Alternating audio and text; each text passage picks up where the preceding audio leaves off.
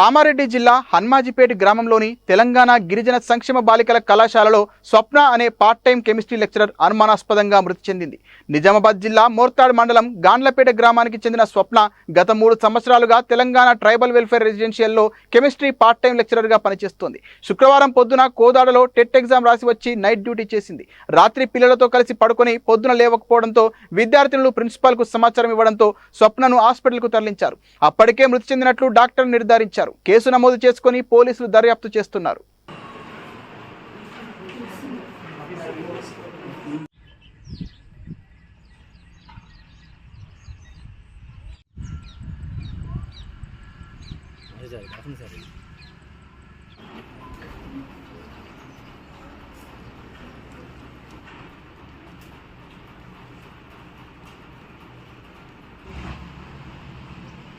long journey వల్ల కూడా పిల్లల వరకు పిల్లలు తీసుకున్నారు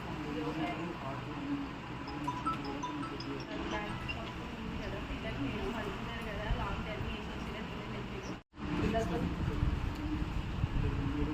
6:30కి ఏంటంటే